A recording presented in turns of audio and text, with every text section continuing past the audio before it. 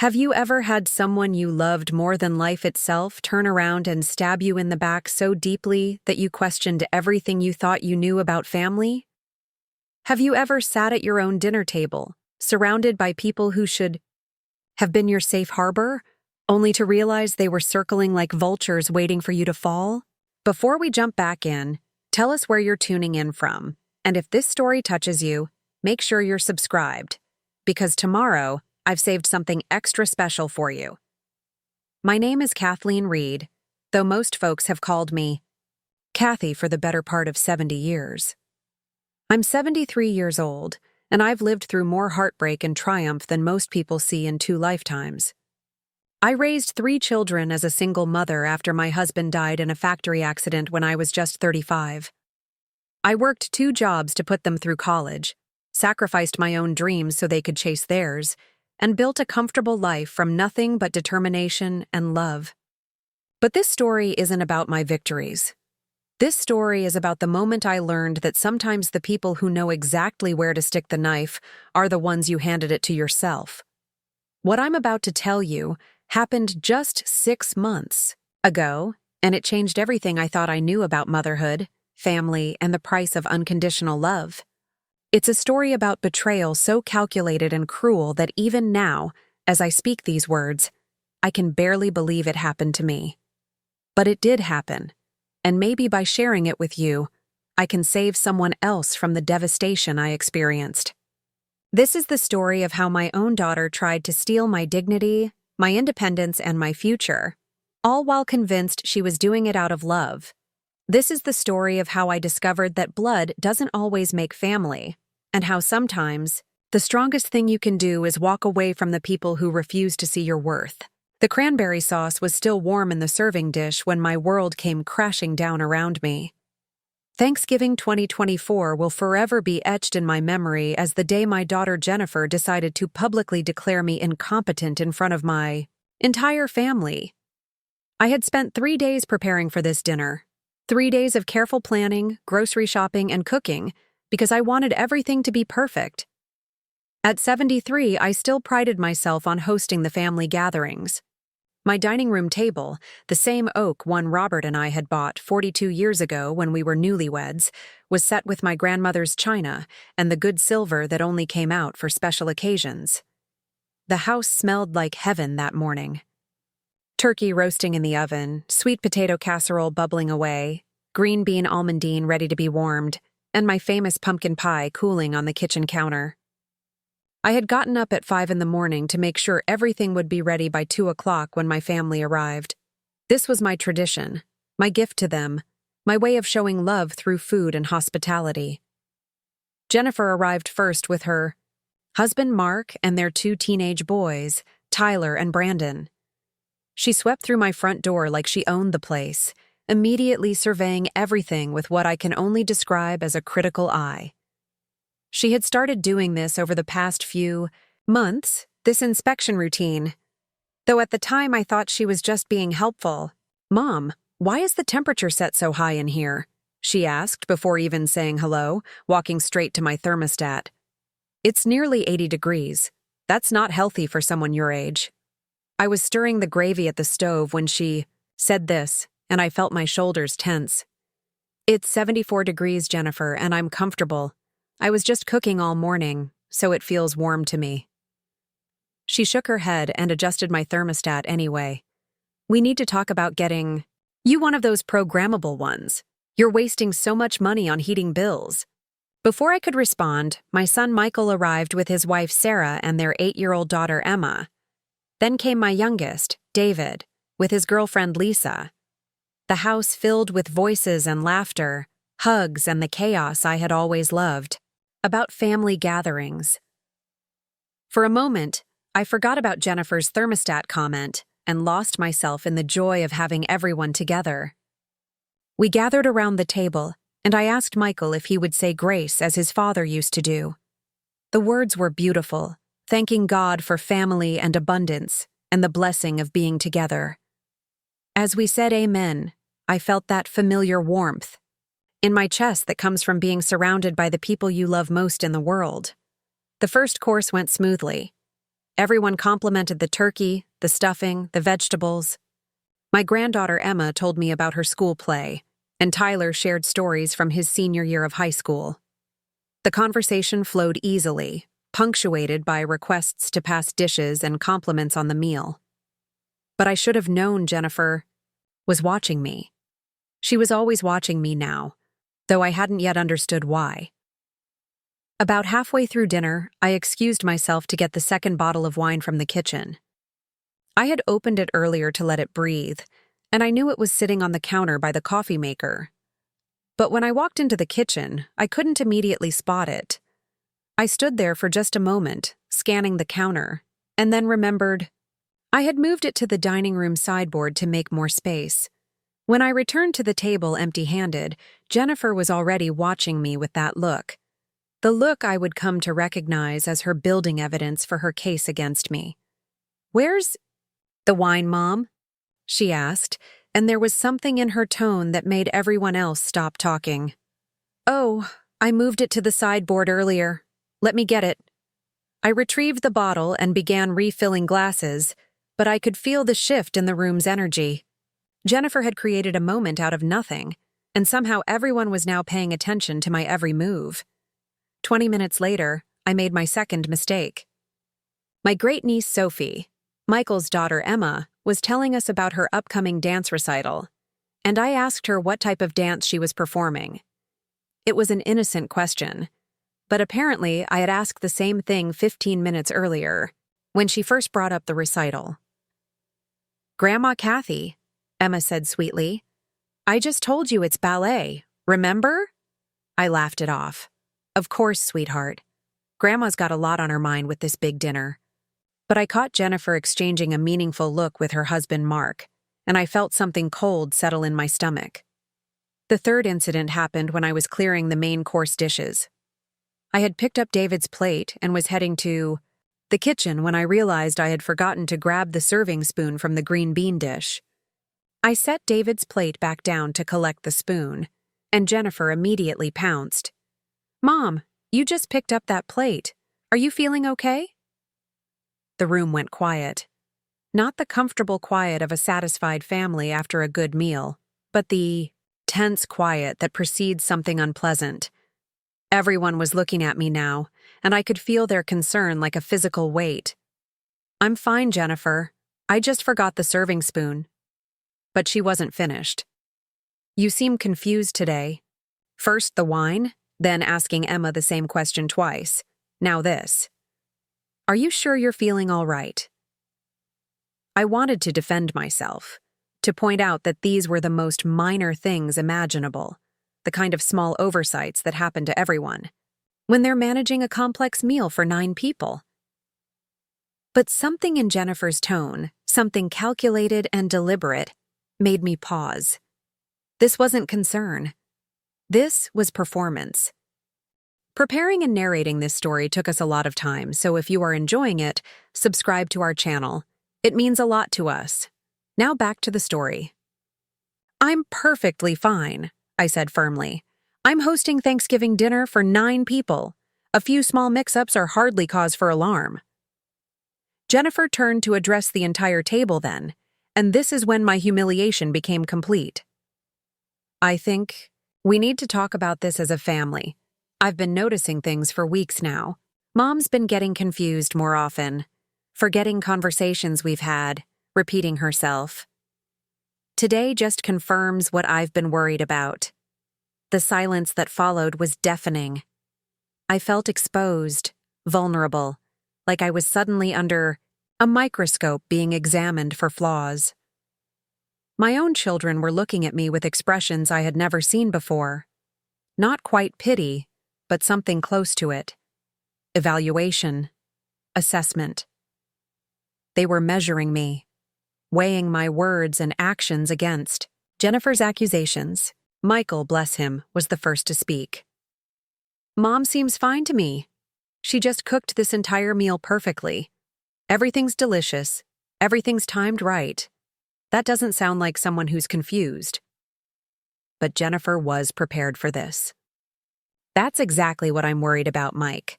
She's overcompensating, pushing herself too hard to seem normal. Look at how exhausted she is. Look at how thin she's gotten. I wasn't thin. I had lost maybe 5 pounds since my last doctor's visit. Well, within normal range for someone my age. But Jennifer made it sound like I was wasting away. David joined the conversation then, and I could see the concern creeping into his voice. Mom, maybe Jennifer has a point. Maybe you should see Dr. Morrison, just for a checkup. There's nothing wrong with me that requires a doctor, I said, and I could hear the edge in my own voice. I'm 73 years old, not 93. I cooked this entire meal. I manage my own household. I balance my own checkbook. I drive myself wherever I need to go. A few minor moments of distraction during a busy day don't make me incompetent.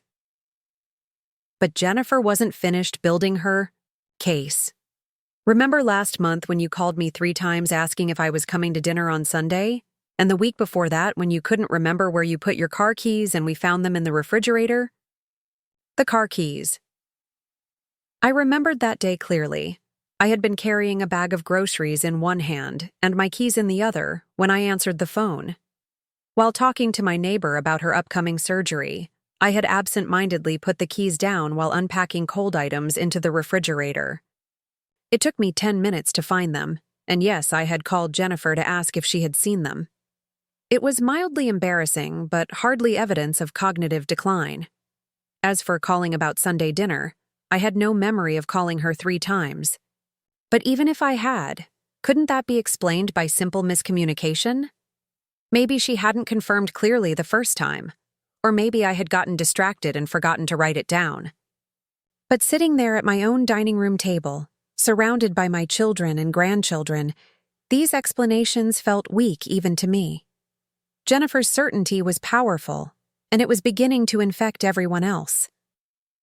I think, Jennifer continued, her voice taking on the tone she used when she was making business presentations, we need to start having some serious conversations about Mom's future, about whether it's safe for her to be living alone, driving alone, managing her finances alone.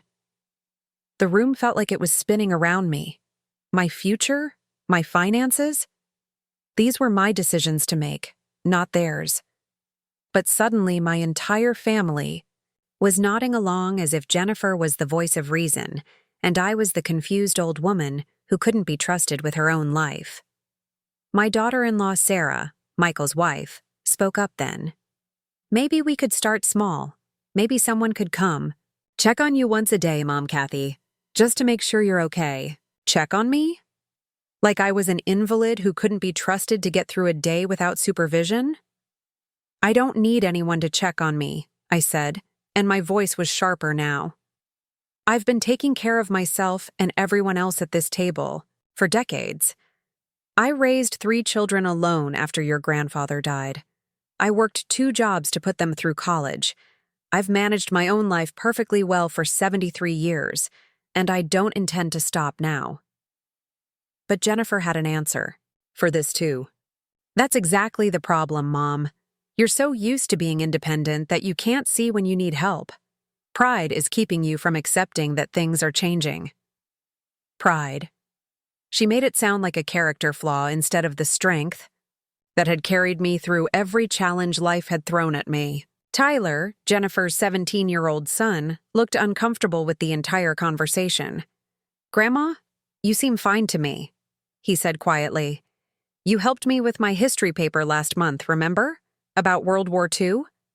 You knew more about it than my textbook did. I could have hugged him for that. At least someone at this table still saw me as capable, still valued my mind and my experience. But Jennifer shut him down immediately. That's different, Tyler. Grandma's memory for old things is still good. It's the new things, the day-to-day things that she's struggling with. The conversation continued for another 20 minutes, but I barely participated. I sat there listening to my family discuss my life as if I wasn't in the room, as if I had already been declared incompetent and they were now just working out the details of my care. Jennifer dominated the discussion, presenting example after example of my supposed decline. Some of the incidents she described I remembered differently. Others I didn't remember at all, which only seemed to prove her point in everyone else's eyes. By the time we got to dessert, the damage was done. My beautiful Thanksgiving dinner, the meal I had spent 3 days preparing with love and care, had become the backdrop for my public humiliation. My pumpkin pie, which usually drew raves from everyone, was eaten in relative silence.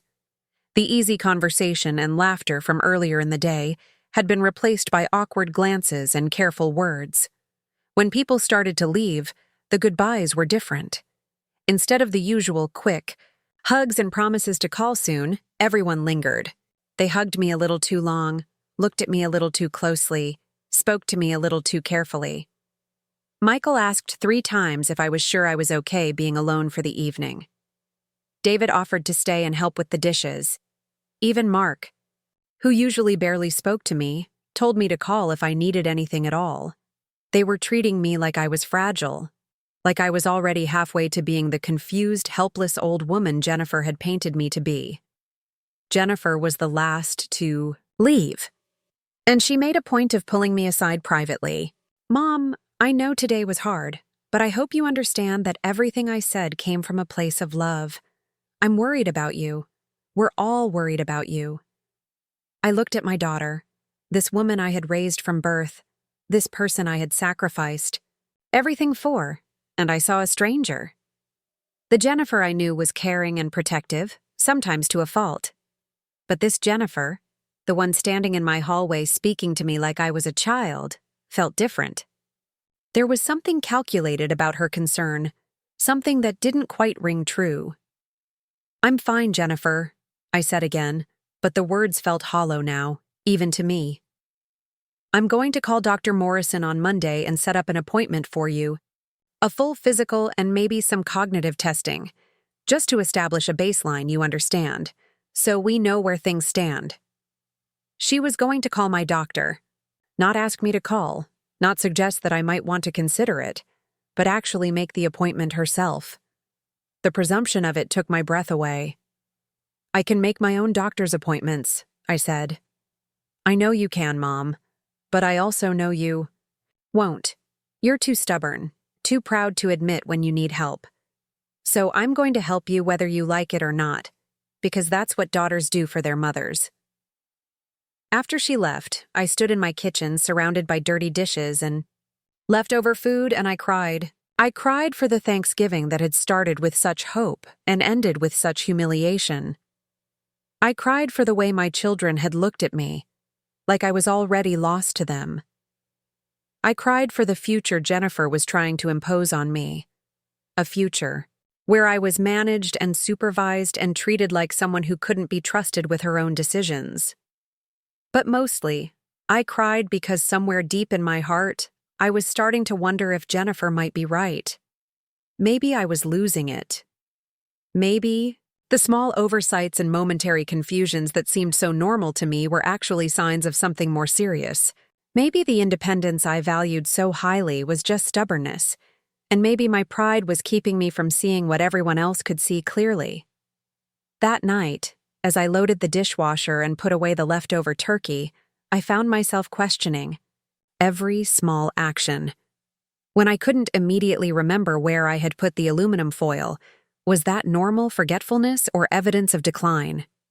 When I stood in the pantry for a moment trying to remember what I had come in there for, was that the kind of confusion Jennifer was talking about? The worst part was the isolation. For the first time in my adult life, I felt truly alone. My children, the people who should have been my allies and advocates, had been turned into judges and evaluators. They were watching me now, measuring my words and actions against Jennifer's accusations, looking for signs of the incompetence she had convinced them to see. I went to bed that night feeling like a stranger in my own life. The woman who had raised 3 children alone, who had built a comfortable retirement from nothing, who had been the rock of her family for decades, had somehow become a problem to be solved. And the daughter I had loved and protected and sacrificed for had appointed herself as the solver. As I lay in the dark, staring at the ceiling of the bedroom I had shared with Robert for 23 years before his death, I made a decision. If Jennifer wanted to treat me like I was losing my mind, if she wanted to build a case for my incompetence, then I would prove her wrong. I would show everyone that Kathleen Reed was still sharp, still capable, still worthy of respect and independence. I had no idea then that proving Jennifer wrong would require me to discover truths about my daughter that would break my heart all over again. I had no idea that her concern for my welfare was hiding something much darker and more calculating than I could have imagined. I had no idea that my fight to maintain my independence would ultimately require me to do the hardest thing a mother can do. But that night, all I knew was that I wasn't ready to surrender my life to someone else's management, even if that someone was my own child. I wasn't ready to be treated like a problem instead of a person, and I wasn't ready to let Jennifer's version of reality become the truth about who I was and what I was capable of. The battle for my dignity had begun, and I was determined to win it. I just didn't know yet what victory would cost me. The weeks following Thanksgiving felt like living under a microscope. Every phone call from Jennifer began with careful questions about how I was feeling, whether I had eaten properly, if I remembered to take my vitamins. She started dropping by unannounced, claiming she was just in the neighborhood, though my house was 20 minutes out of her way from anywhere she normally went. At first, I attributed her increased attention to genuine concern. After all, she had expressed worry about my well-being at Thanksgiving, and perhaps she was simply following through on that concern. I tried to be patient with her questions, understanding that watching a parent age can be frightening for adult children. I had experienced similar fears when my own mother began showing signs of forgetfulness in her 80s. But there was something different about Jennifer's attention that I couldn't quite place. It felt less like concern and more like surveillance. She would arrive with her phone in hand, asking me seemingly innocent questions while recording my responses. "Just making voice memos for myself," she would explain when I noticed, "so I can remember what we talked about." The first time this happened, I was flattered. My daughter wanted to remember our conversations, to preserve them somehow. But as the weeks went on, I began to notice patterns in her questions. She would ask me to repeat stories I had told her before, then act surprised when the details varied slightly. She would bring up conversations we had supposedly had that I couldn't recall, then express concern when I couldn't remember them. 3 weeks after Thanksgiving, Jennifer suggested we go through my important papers together. "Just to make sure everything is organized," she said. "In case something happens, we want to make sure we can find everything easily." I should have been suspicious then. I had always been meticulous about my record keeping. My filing system was clear and logical, with separate folders for insurance, medical records, financial statements, and legal documents. Everything was exactly where it should be, updated regularly, and easily accessible. There was no reason to think my papers were disorganized. But Jennifer insisted, and against my better judgment, I agreed. We spent an entire Saturday afternoon in my home office going through file after file. Jennifer asked detailed questions about every account, every policy, every investment. She took pictures of important documents with her phone, "for our records," she said. During this process, she made several comments that struck me as odd. When we came across my investment portfolio, she whistled softly and said, "Mom, I had no idea you had accumulated so much. You've been very smart with your money." When we reviewed my life insurance policies, she studied them carefully and asked several questions about the beneficiaries and payout amounts. At the time, I was proud that she recognized my financial acumen. I had worked hard to build security for my retirement, making careful investments and living below my means. For decades, Robert's life insurance and my own savings had grown substantially over the years, and I was comfortable knowing that I would never be a financial burden on my children. But Jennifer's interest felt invasive in a way I couldn't articulate. She seemed less impressed by my financial responsibility and more focused on the specific amounts and details. She asked questions about my monthly expenses, my healthcare costs, and my spending habits. She wanted to know if I had made any large purchases recently or given money to any charities. "I just want to understand your financial picture," she explained when I asked why these details mattered, "so we can help you make good decisions going forward." Help me make decisions. The phrase sent a chill through me. I had been making my own financial decisions successfully for over 40 years. Why would I suddenly need help now? The pattern continued in other areas of my life. Jennifer began commenting on my driving, suggesting that perhaps I should consider limiting my trips to essential errands only. She expressed concern about my evening activities, wondering if it was safe for me to attend my book club meetings that ended after dark. She questioned my choice to continue volunteering at the literacy center, arguing that it might be too much stress for someone my age. Each suggestion was presented as caring concern, but the cumulative effect was claustrophobic. I felt like I was being slowly wrapped in cotton batting, protected from every possible risk until I could barely move freely through my own life. The breaking point came during the second week of December. I had been looking forward to my annual Christmas shopping expedition to the mall with my friend Dorothy. We had been doing this together for 15 years, making a day of it with lunch and catching up on our families and mutual friends. It was one of my favorite traditions. Jennifer called the morning of our planned outing. "Mom, I don't think you should go to the mall today. The weather forecast shows possible snow, and the crowds will be terrible with Christmas so close. Why don't you just shop online instead?" I looked out my window at the clear, sunny sky. The weather forecast had mentioned a possibility of light snow in the evening, but nothing that would interfere with daytime activities. "Jennifer, it's a beautiful day, and Dorothy is picking me up in an hour. We've been planning this for weeks. I really wish you would reconsider. What if you get confused in the crowds? What if you can't find Dorothy? What if something happens and you can't remember where you parked?" Her questions irritated me more than they should have. "I've been navigating crowds and parking lots for 70 years, Jennifer. I think I can manage a trip to the mall." "But Mom, what if nothing?" I interrupted, my patience finally fraying.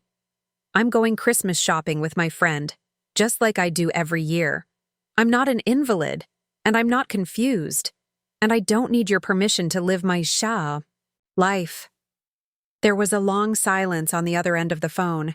When Jennifer spoke again, her voice had changed. It was cooler, more distant. "I'm just trying to look out for you, Mom, but if you're going to be stubborn about it, there's nothing more I can say." After she hung up, I sat in my kitchen feeling shaken. The conversation had revealed something I hadn't wanted to acknowledge. Jennifer wasn't just concerned about my safety. She was trying to control my activities, to limit my independence in ways that had nothing to do with legitimate safety concerns. Dorothy and I had a wonderful day at the mall. We found perfect gifts for our grandchildren, enjoyed a leisurely lunch, and caught up on all the family news we had missed since our last visit. I navigated the crowds easily, remembered where we parked, and drove myself home without incident. It was exactly the kind of normal, pleasant day that Jennifer seemed determined to convince me I was no longer capable of having. But when I got home, there were 3 messages on my answering machine from Jennifer, each one more frantic than the last. The first asked me to call when I got home so she would know I was safe. The second expressed worry because I hadn't called yet. The third suggested that if I didn't call back within the hour, she would drive over to check on me. I called her.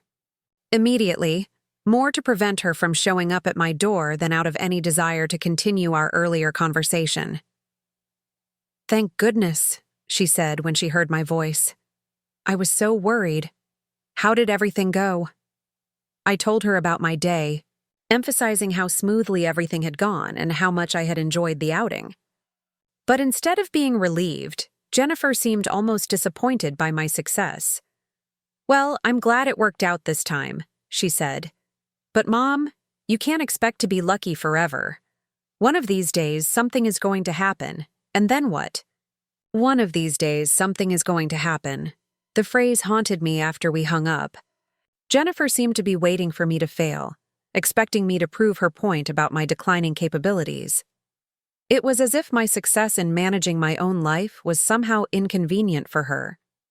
That night, I found myself reviewing the past few weeks with new eyes.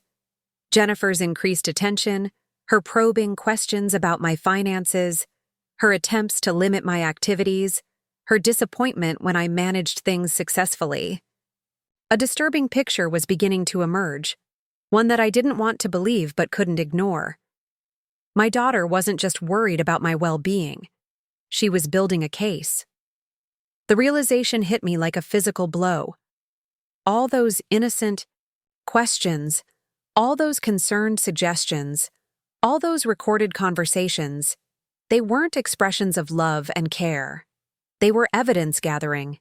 Jennifer was documenting every small mistake, every moment of confusion, every sign that could be interpreted as cognitive decline. But why? What could she possibly gain from proving that I was incompetent?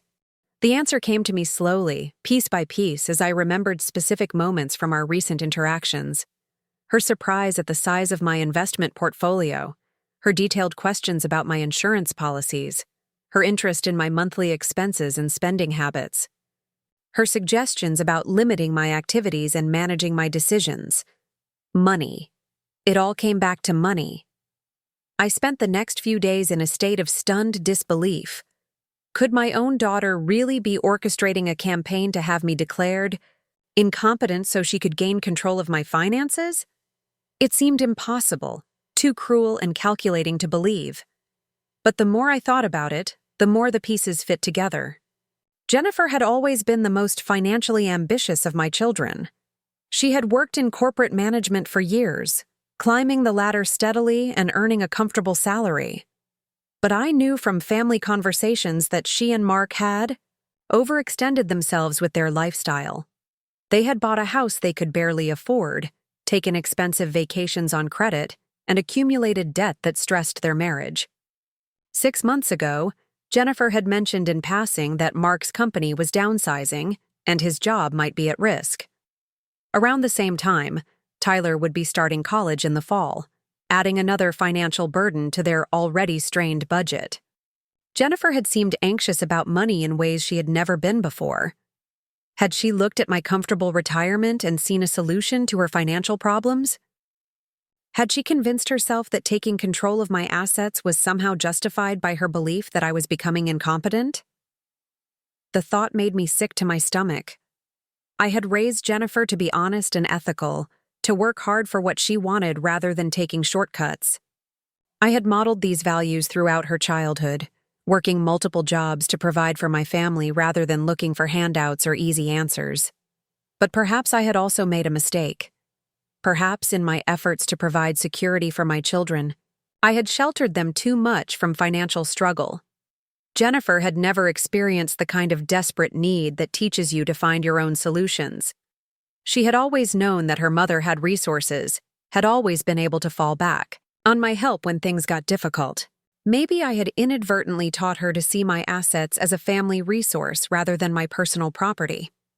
Maybe she genuinely believed that taking control of my finances would be in everyone's best interest, including mine.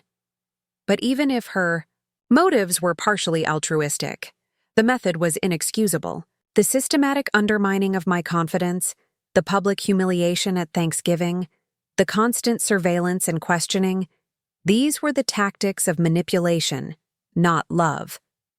I decided to test my theory. Over the next week, I began paying closer attention to Jennifer's behavior, listening more carefully to her questions and comments. I also started keeping a journal, documenting each interaction we had and noting any patterns I observed. The results were disturbing.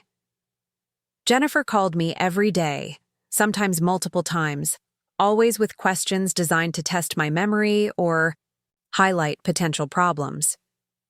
She would ask me to repeat information I had given her the day before, then express concern when I couldn't remember the exact conversation. She would bring up appointments or events that I had supposedly mentioned, then worry aloud when I couldn't recall discussing them. She also began introducing new elements of confusion into our interactions. She would call to confirm plans we had never made, then act concerned when I had no memory of making them. She would reference conversations with other family members about my health, conversations that may or may not have actually occurred.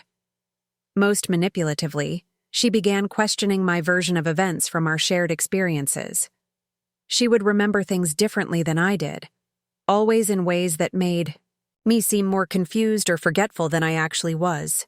When I protested that my memory of events was different, she would suggest gently that this was exactly the kind of confusion she was worried about. The gaslighting was subtle but persistent. Jennifer was systematically undermining my confidence in my own perceptions and memories, making me question whether I could trust my own mind. It was psychological warfare disguised as filial concern.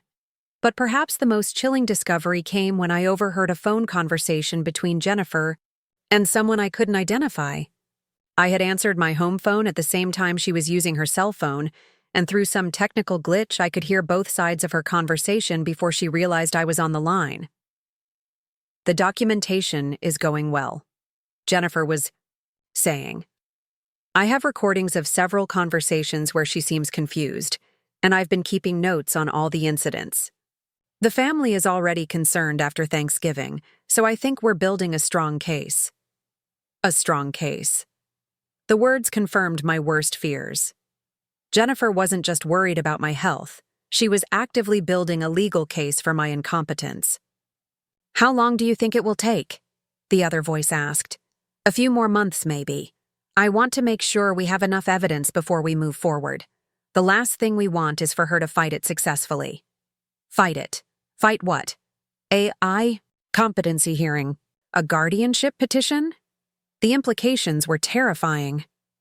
I hung up the phone as quietly as possible, my hands shaking with a combination of anger and fear.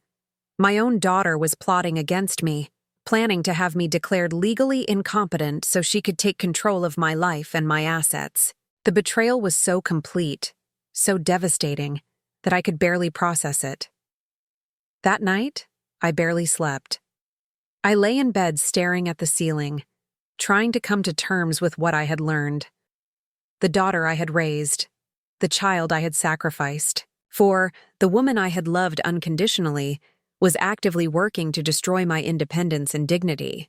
But somewhere in the darkness, anger began to replace hurt.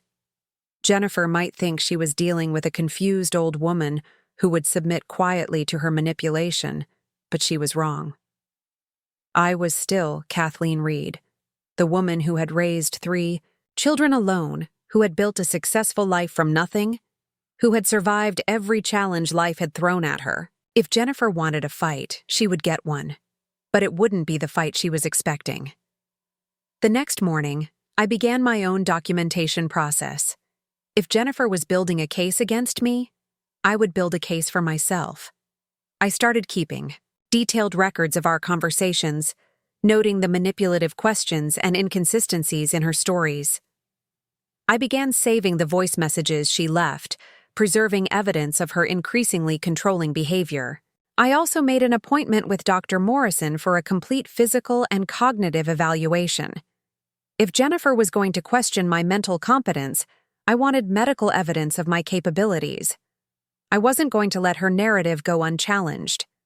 But most importantly, I started reaching out to people outside Jennifer's influence. I called my friend Dorothy and asked if she had noticed any changes in my behavior or cognitive function. I spoke with my volunteer coordinator at the Literacy Center, asking for an honest assessment of my performance. I even contacted my financial advisor to review my investment decisions and confirm that I had been making sound choices. The feedback was universally positive. Everyone I spoke with saw me as sharp, capable, and fully competent. The confused, declining woman Jennifer was describing to the family simply didn't exist outside of her imagination. Armed with this knowledge, I began to understand the full scope of what was happening. Jennifer wasn't just concerned about my well-being, she was actively gaslighting me, manipulating my family's perceptions, and building a legal case to strip me of my autonomy. It was elder abuse in its most sophisticated form, dressed up as filial love and concern. But she had made one crucial mistake. She had underestimated me. She saw an elderly woman who would be easily manipulated and controlled, but she had forgotten who had raised her.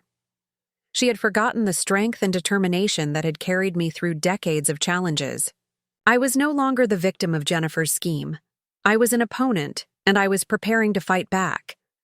But I also knew that the battle ahead would require more than just anger and determination. It would require strategy, patience, and a willingness to make choices that would change my family forever. The woman who had humiliated me at Thanksgiving, who had spent weeks undermining my confidence and planning my downfall, was about to discover that Kathleen Reed was far from finished. The real fight was just beginning, and this time I would be ready for her. My hands trembled as I pulled the manila envelope from beneath a stack of old photo albums in my bedroom closet. Inside were documents I had never expected to need, papers. That would change everything I thought I knew about my daughter's motivations. The discovery had been accidental, stumbled upon during what should have been a routine afternoon of organizing old family memorabilia.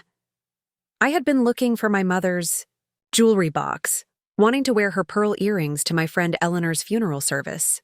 Eleanor had always admired those pearls, and wearing them felt like bringing a piece of my mother's elegance to honor another remarkable woman.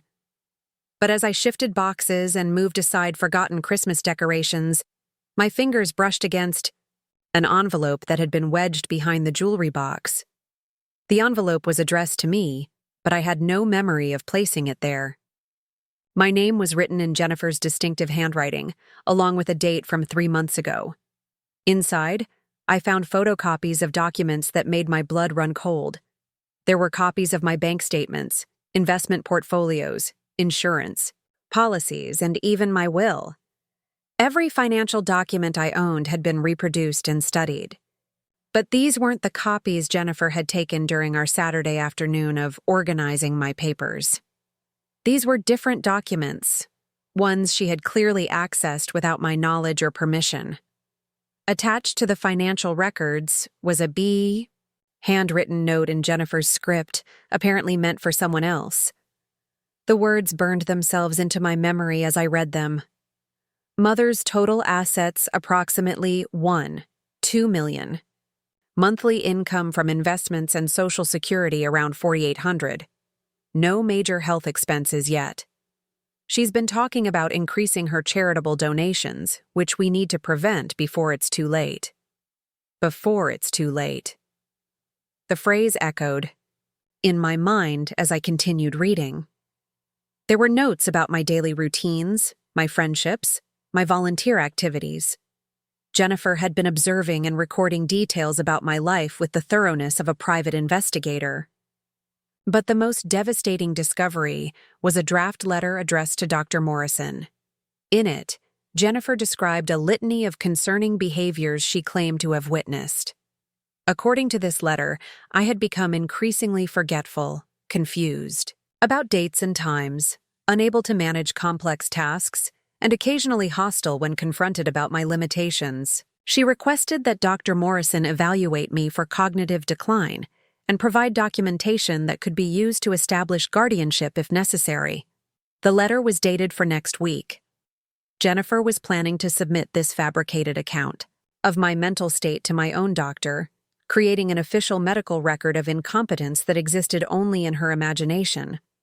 I sank onto my bed, clutching the papers and trying to process the magnitude of my daughter's betrayal. This wasn't just concern for my welfare or even simple greed. This was a calculated campaign to strip me of my legal rights and take control of my assets. Jennifer had been planning this for months, gathering information, building false narratives, and preparing to have me declared legally incompetent. The cruelest part was how she had used my own love against me. Every time I had welcomed her into my home, every document I had shown her in the spirit of family transparency, Every moment of vulnerability I had shared, she had weaponized against me. She had taken my trust and turned it into evidence for my own destruction. But among the devastating revelations, I found something that gave me hope. There was a business card clipped to one of the financial statements. Gerald Hoffman, attorney, at law, specializing in elder law and estate planning. Someone Jennifer had clearly consulted about the legal process of establishing guardianship. If Jennifer had been researching the legal requirements for taking control of my life, then I could research how to protect myself.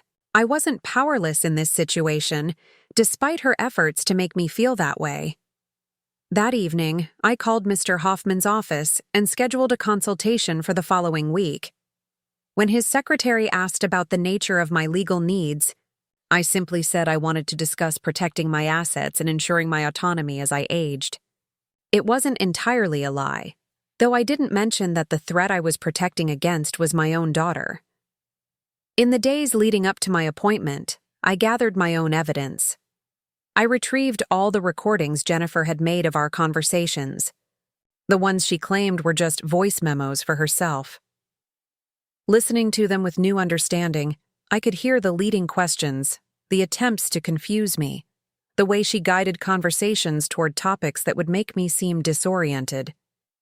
I also began reaching out to professionals in my life who could attest to my competence. My financial advisor, Margaret Chen, agreed to provide a written statement confirming that all my investment decisions had been sound and that I had never shown any signs of confusion during our meetings. Dr. Morrison's nurse, Linda, mentioned that my recent physical had shown excellent cognitive function and that I had been managing my medications and healthcare independently without any issues. The librarian at the literacy center where I volunteered, Susan Rodriguez, offered to write a letter describing my work with adult students learning to read. She noted that I had been successfully managing complex lesson plans, tracking student progress, and handling administrative duties that required attention to detail and excellent organizational skills. Each of these testimonials felt like armor against Jennifer's accusations. I was building my own case, documenting my competence with the same thoroughness she had used to document my supposed decline. But the emotional toll of this discovery was crushing. I found myself grieving not just for the daughter I thought I knew, but for the relationship we had shared that I now realized had been built on falsehoods. How long had Jennifer seen me as an obstacle to her financial security rather than as her mother? How many of our recent interactions had been motivated by manipulation rather than love? I thought about all the times she had expressed concern for my well-being, all the suggestions about my safety and security that I had interpreted as caring. Now I understood that every expression of worry had been a step in her plan to establish my incompetence. She hadn't been protecting me from harm. She had been creating a narrative that would justify taking control of my life. The worst part was wondering if Michael and David were involved in Jennifer's scheme. Had she shared her concerns about my mental state with them? Were they also documenting my supposed decline? Or were they simply innocent bystanders being manipulated by their sister's false narrative? I decided to test this by calling Michael and having a normal conversation about family matters. During our talk, I listened carefully for any signs that he was probing my mental state or documenting our interaction. To my relief, Michael seemed genuinely pleased to hear from me and chatted easily about his work, his daughter Emma's upcoming school play, and his plans for the holidays. When I mentioned that Jennifer had been visiting more frequently, Michael's response was telling. She said she's been worried about you since Thanksgiving. Something about you seeming confused or forgetful. But honestly, Mom, you sound fine to me. Maybe she's just being overprotective. Overprotective. If only Michael knew how calculated his sister's protection really was. I also reached out to David, using the excuse of asking about his girlfriend Lisa and their relationship. Again, I found no evidence that he was participating in any campaign against my competence. David was warm and chatty, sharing details about his job and asking about my holiday plans. When I mentioned Jennifer's increased attention, he echoed Michael's assessment. "Jen's always been a worrier," he said. "Remember how she used to freak out when we were kids if one of us was 5 minutes late coming home? She probably just wants to make sure you're okay living alone." Neither of my sons seemed aware of the scope of Jennifer's investigation into my life. They had accepted her narrative about concern for my well-being, without realizing they were being manipulated just as much as I was. Jennifer had positioned herself as the responsible daughter looking out for an aging mother, while using their trust to build credibility for her false claims. This realization brought both relief and additional anger. Relief that I wasn't facing betrayal from all my children, but anger that Jennifer was manipulating her brother's love for me to support her scheme. She was using the entire family as unwitting accomplices in her plan to destroy my independence. My appointment with Gerald Hoffman provided both sobering information and practical hope. His office was in a sleek downtown building, all glass, and steel that spoke of serious legal work. Mr. Hoffman himself was a distinguished man in his 60s, with graying hair and kind eyes that had clearly seen many family disputes over the years. When I explained my situation, leaving out the identity of the person threatening my autonomy and referring only to a family member who seemed to be building a case for my incompetence, Mr. Hoffman nodded knowingly. "Unfortunately, Mrs. Reed, what you're describing is more common than most people realize. Elder abuse often comes from within the family, and it's frequently motivated by financial gain rather than genuine concern for welfare." He explained, "The legal process that would be required for someone to gain guardianship over me. They would need to file a petition with the court, providing evidence that you're unable to manage your own affairs. This typically requires medical testimony about cognitive decline, documentation of poor decision-making, and evidence that you pose a danger to yourself or others through your incompetence." "What constitutes evidence of poor decision-making?" I asked, thinking about Jennifer's careful documentation of my minor mistakes and momentary confusions. "The standards can be subjective," Mr. Hoffman admitted. "Forgetting appointments, making unusual purchases, giving away large sums of money, difficulty managing medications or household tasks. The problem is that many of these behaviors can have innocent explanations, but when presented in aggregate, they can paint a picture of someone who needs supervision." This was exactly what Jennifer was doing. She was collecting normal human mistakes and minor oversights, then presenting them as evidence of cognitive decline. A missed appointment became evidence of confusion. A momentary lapse in memory became proof of decline. Thoughtful, charitable giving became dangerous financial mismanagement. "How can I protect myself?" I asked. Mr. Hoffman outlined several strategies. First, get a comprehensive cognitive evaluation from a neurologist or geriatrician, not just your regular physician. This will provide medical evidence of your competence. Second, document your ability to manage complex tasks independently. Keep records of your financial management, your daily activities, your social engagements. Third, consider creating what we call a designation of standby guardian, essentially naming someone you trust to act as guardian if you ever do need one, which prevents a court from appointing someone you don't want. He also suggested that I might want to consider modifying my estate planning. If someone is challenging your competence with the goal of controlling your assets, you might want to make it clear that such behavior will have consequences for their inheritance. As I left Mr. Hoffman's office, I felt both empowered and heartbroken. I now had the legal knowledge to protect myself from Jennifer's scheme, but using that knowledge would mean acknowledging that my daughter was truly my enemy. It would mean accepting that the relationship I had treasured was based on deception and greed. That evening, I called Dr. Morrison's office and scheduled a comprehensive cognitive evaluation. I explained to his nurse that I wanted thorough testing to establish a baseline for my mental function as I aged. I didn't mention Jennifer's plans to submit her fabricated letter of concern, but I wanted to be proactive about getting medical documentation of my competence. I also began creating what Mr. Hoffman had called a competence portfolio.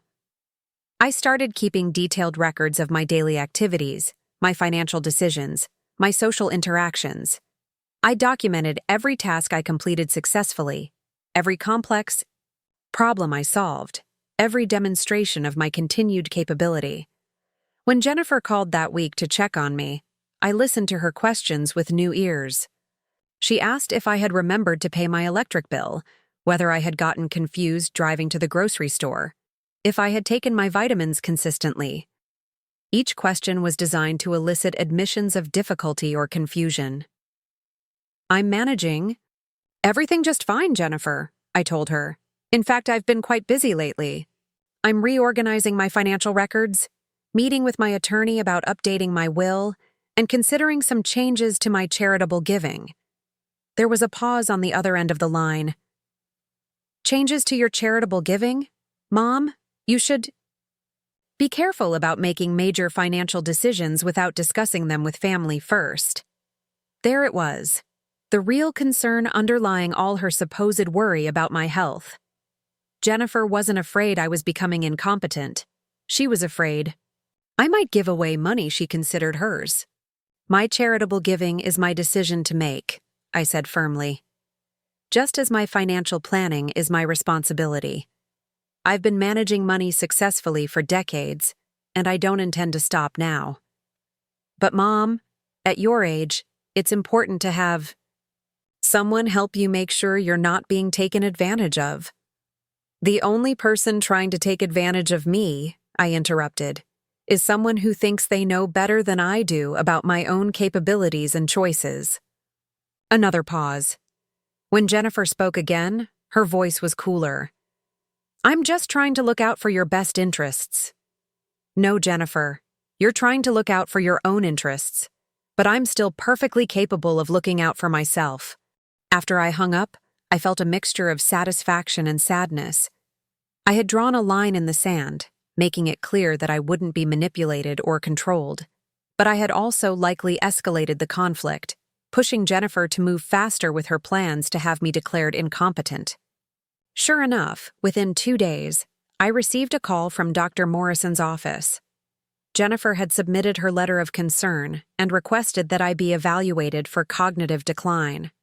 The nurse explained that while they took all family concerns seriously, they would need my consent for any extensive evaluation. "Actually," I said, "I've already scheduled a comprehensive cognitive assessment for next week. I'm being proactive about monitoring my mental health as I age." I could hear the surprise in the nurse's voice. "Oh, that's wonderful, Mrs. Reed. Most patients aren't that forward-thinking about cognitive health." When I mentioned that my daughter had submitted a letter of concern, the nurse was tactful but informative. "We do occasionally receive communications from family members who are worried about their loved ones.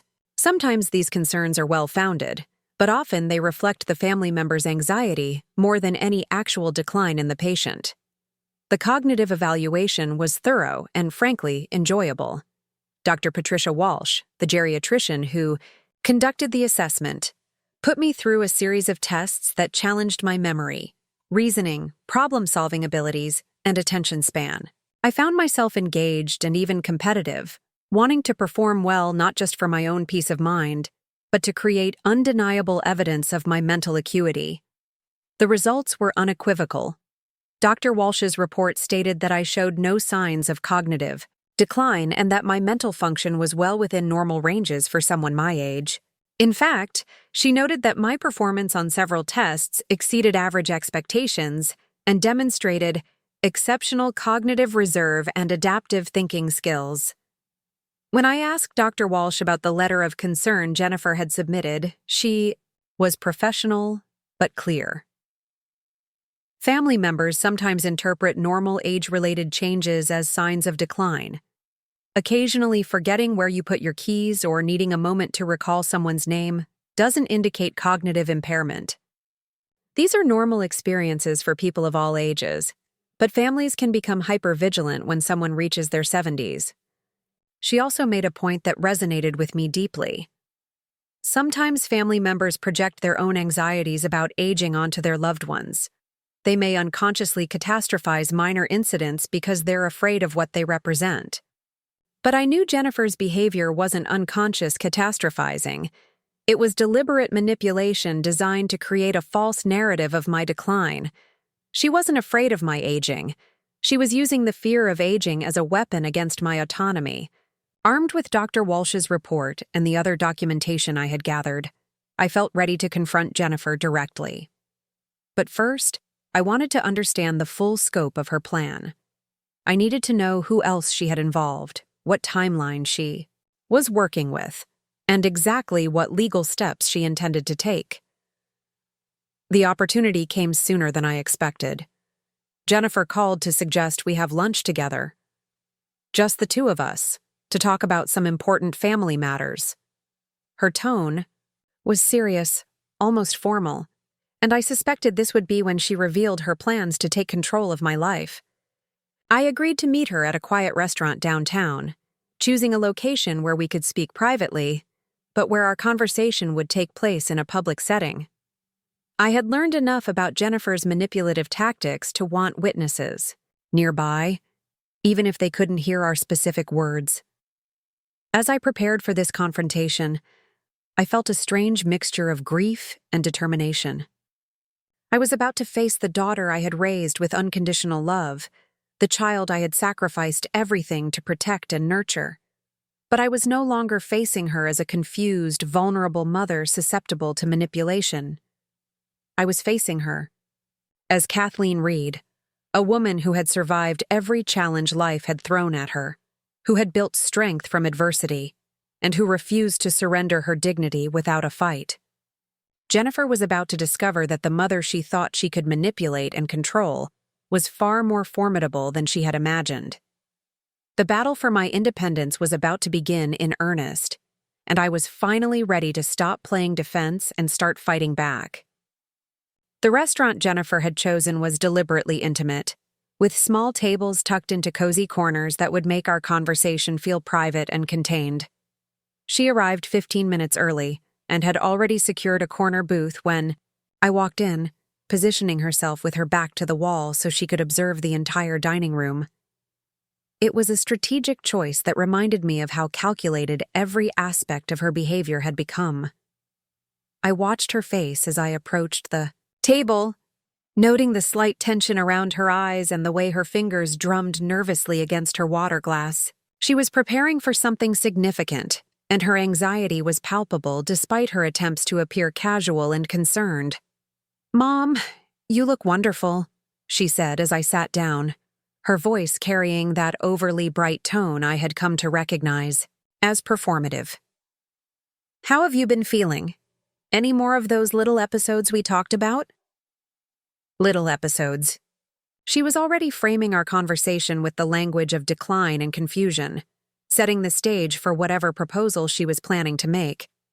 I smiled pleasantly and ordered my usual chicken salad, determined not to let her control the narrative from the very beginning. "I've been feeling excellent, actually. I had a complete physical last week with some additional cognitive testing, and Dr. Walsh said my mental function is exceptional for someone my age. In fact, she seemed quite impressed with my test results." I watched Jennifer's face carefully as I delivered this information, noting the brief flash of surprise followed by something that looked almost like disappointment. She had clearly not expected me to be proactive about medical evaluation, and my excellent results were obviously not what she had hoped to hear. "Dr. Walsh? I thought Dr. Morrison was handling your medical care."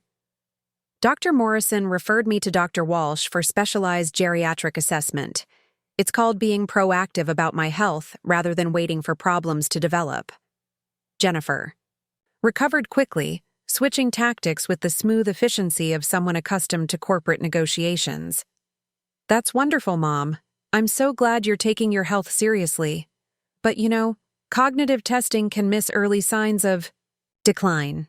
Sometimes family members notice changes before doctors do." There it was, the subtle undermining of medical authority that would allow her to position her own observations as more reliable than professional assessment. She was preparing to present herself as the expert on my mental state, despite having no medical training or objective measurement tools. "Speaking of family observations," I said carefully, "I've been noticing some concerning patterns in our recent interactions. Would you like to discuss those?" The question caught her off guard, and for a moment, her composed facade slipped. She looked genuinely puzzled, as if the idea that I might be evaluating her behavior had never occurred to her. In her mind, she was the observer, and I was the subject, not the other way around. "What kind of patterns?" she asked, her voice slightly sharper now. The constant questioning about my memory and daily activities. The repeated suggestions that I might be becoming confused or incompetent. The way you've been documenting our conversations and taking pictures of my personal documents. It feels less like daughterly concern and more like surveillance. Jennifer's face flushed slightly, but she maintained her composure. "Mom, I'm worried about you.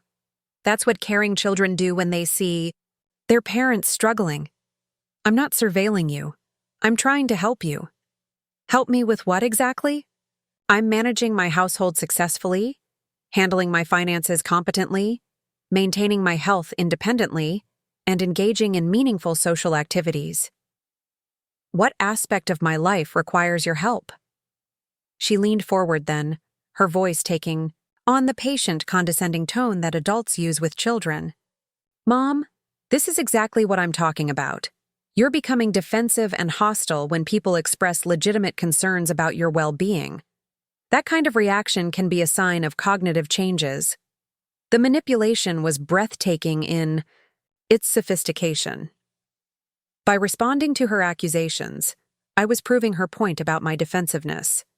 By defending my competence, I was demonstrating the very hostility she claimed was evidence of decline. She had created a logical trap where any resistance to her narrative became proof of the narrative itself. But I had spent weeks preparing for this conversation, and I refused to let her psychological games destabilize me. "Jennifer, what specific incidents are you interpreting as signs of cognitive decline? Can you give me concrete examples of these struggles you think you're observing?" She was ready with a list, clearly rehearsed and carefully curated. The wine incident at Thanksgiving. The repeated question about Emma's dance recital. The car keys in the refrigerator. The supposedly multiple phone calls about Sunday dinner plans. Each incident was presented with additional details that made my behavior sound more concerning than it had actually been. "And just last week," she continued, "you told me you were reorganizing your financial records, but when I asked you about it yesterday, you seemed confused about what you had meant." This was a complete fabrication. I had never seemed confused about my financial organization, and I had never spoken to her about it beyond mentioning that I was updating my records. But Jennifer was now creating fictional conversations and false memories, building a case that existed only in her imagination. "Jennifer," I said quietly, "I have never been confused about my financial records. In fact, I've been working with my attorney and financial advisor to ensure that all my affairs are properly organized and protected." Protected from what? The question came out sharper than she had intended, revealing the real fear underlying her concerns about my financial management. Protected from anyone who might try to take advantage of me or make decisions about my assets without my consent. We stared at each other across the small table, and I could see the moment when Jennifer realized that I understood exactly what she was doing. The pretense of concern, the careful documentation, the systematic undermining of my confidence. I saw through all of it. "Mom," she said, her voice now carrying a note of desperation, "I think you're misunderstanding my intentions. Everything I've been doing comes from a place of love. I'm scared that you're going to hurt yourself or make decisions that you'll regret later." "What decisions are you afraid I'll make?" "Well, you mentioned increasing your charitable donations. At your age, with your fixed income, that might not be wise. And you're talking about updating your will without discussing it with family first. These kinds of major financial decisions should involve people who care about you. There was the truth, finally laid bare. Jennifer wasn't concerned about my safety or my cognitive function. She was concerned about my financial decisions and their impact on her expected inheritance. She wanted control over my assets, disguised as protection of my well-being. My charitable giving and estate planning are my decisions to make, I said firmly. They always have been, and they always will be, as long as I'm competent to make them. And according to Dr. Walsh's recent evaluation, I'm exceptionally competent. Jennifer's composure finally cracked completely. But what if you're not thinking clearly? What if someone is influencing you to make poor choices? What if you give away everything and then need expensive care later? What if you're the one who's not thinking clearly, Jennifer? What if your concern about my decisions is really concern about how those decisions might affect you? The accusation hung between us like a physical presence. Jennifer's face went through a series of expressions: surprise, hurt, anger, and, finally, a cold calculation that I had never seen before. This was a side of my daughter that I didn't recognize, someone capable of strategic manipulation and ruthless pursuit of her own interests. I can see that you're not ready to have this conversation rationally, she said, her voice now completely clinical. When you're ready to discuss your future responsibly, I'll be here to help. But Mom, these decisions affect the whole family, not just you. No, Jennifer, these decisions affect me. My money, my property, my medical care, my daily life, these are mine to control. The family's role is to love and support me, not to manage me. She gathered her purse and stood up, leaving money on the table for her untouched meal. I hope you'll reconsider your attitude before it's too late. I really hope that. The threat was clear, though carefully veiled. Jennifer was moving forward with her plans regardless of my resistance. She would continue building her case for my incompetence, and my refusal to cooperate would become evidence of my deteriorating judgment. After she left, I sat in the restaurant for another hour, processing what had just occurred. My daughter had essentially declared war on my independence, and she was prepared to use every weapon at her disposal to win. She would manipulate my other children, create false medical narratives, and present fabricated evidence to support her case. But she had also revealed her vulnerabilities. Her desperation about my financial decisions showed that her timeline was urgent. She needed to establish control before I could make changes to my estate planning that would protect my assets from her manipulation. She was operating under time pressure, which meant she would likely make mistakes.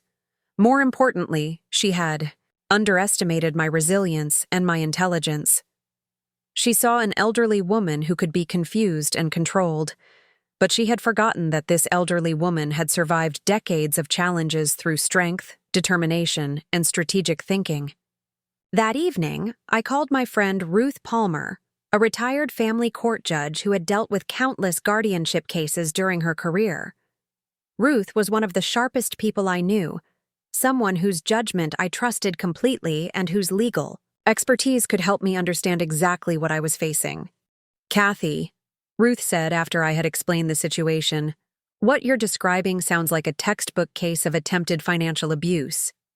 The systematic documentation, the false medical narratives, the isolation from supportive relationships, these are classic tactics used by adult children to gain control over aging parents' assets. What are my options for protecting myself?" Ruth's advice was comprehensive and sobering. First, document everything. Every interaction with Jennifer, every false claim she makes, every attempt to manipulate your other children or your medical providers. Keep detailed records with dates and specifics. She also suggested that I consider obtaining a restraining order if Jennifer's behavior escalated to harassment, and recommended that I immediately update my estate planning to include specific language about the consequences of challenging my competence. Most importantly, Ruth said, you need to build a support network of people who can testify to your competence and independence. professionals who work with you, friends who interact with you regularly, service providers who can attest to your cognitive function. I had already begun this process, but Ruth's advice helped me understand how to make it more systematic and legally protective. I needed witnesses to my competence who couldn't be dismissed as biased family members or friends. Over the following days, I reached out to various professionals in my life. My banker, Robert Chen, provided a letter confirming that I had been managing complex financial transactions independently and had never shown any signs of confusion or poor judgment. My insurance agent wrote a detailed statement about my ability to understand and evaluate policy options during our recent coverage review. The director of the literacy center where I volunteered offered to provide testimony about my work with adult learners, noting that I had successfully adapted my teaching methods to accommodate different learning styles and had demonstrated excellent organizational and interpersonal skills. Even my hairstylist, Maria Santos, agreed to write a statement about our regular conversations, confirming that I was always alert, engaged, and current on family and community events during my weekly appointments.